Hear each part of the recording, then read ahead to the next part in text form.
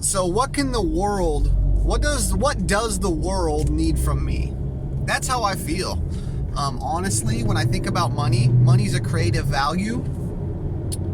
Money's an expression of internal creation of value for others. So when you create a massive amount of value for others, you get the expression of money. So I kind of think about that, and I feel like a value that I can create is just perspective for other people. I followed Elliot Hulse, 2012. I vividly remember things that he was talking about with respect in regard to perspective that afforded me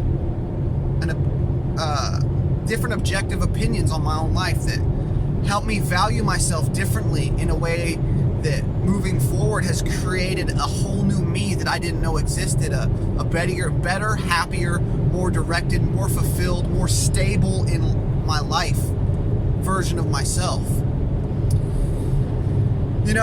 And one of the things that I see people most commonly now that I study economic markets, stocks, options, like all of that, and how the cash things move back and forth, give and take, yin and yang. Wealth is never destroyed.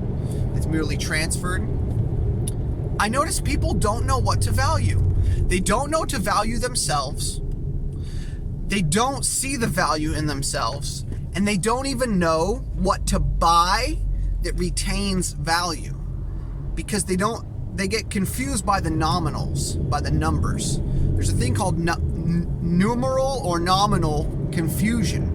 And that's the whole point of pieces of paper with the one on it versus it's not that much different in making resource-wise, in making a piece of paper with a 1 and a 0 on it. Resource-wise, it takes the same amount of resources, effort, energy, land, gas, fuel, petroleum, manpower to make a bill with a 1 and a 0, and the exact same amount of resources, land, material, effort to make a piece of paper with just a 1. But the two are distinctly different. So people don't know what's valuable in that sense, that internal value expression into money and where to put it. And at the same time, the other side of the coin, the same exact coin, that if you cut half of the face side, you also lost half of the tails side.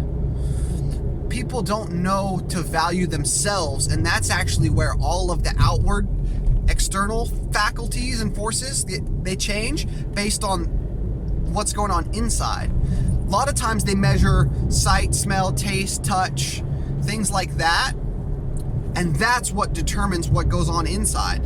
Where the sight, smell, taste, touch, that is actually more affected by what's inside on the subconscious side, because you're not controlled by your intellectual faculties. You can't outsmart your daily habits and patterns. You might be lucky to even be conscious that you leave your toothbrush on the edge of the sink all the time. You might not even be aware of it until a spouse, girlfriend, or somebody points it out. You just gained a little bit more consciousness. And that's kind of the goal of life, in my view, is that you want to become more aware that you're aware. And that's where you can create more expression, money, and value when your consciousness is increased. Somebody who's aware of how to make $100,000 a year isn't going to settle for going and making 60 instead. Once you know how to make $100,000 a year, you're not going to settle for 60 because you know of a way. Now you're more conscious of how to make 100,000. What it takes to get that. And that's just a consciousness thing. So I hope this kind of gives some perspective and offers some good ideas for somebody out there listening in the universe, the cosmos, the universe, whatever. The year is 2019, June 14th. The markets are still denominated in dollars, and they'll continue to go. Once the Dow hits 30,000 all-time high, it'll hit 40,000 faster than it took to hit 30,000. And then it'll hit 60,000 faster than it took to hit 40,000. I hope you guys can understand where to put value on yourselves, okay? That's where it all is derived from. Become more aware that you're aware of yourself. And then you can change those outer directed sensory faculties. Bang, bang. Dose. Peace. Sane.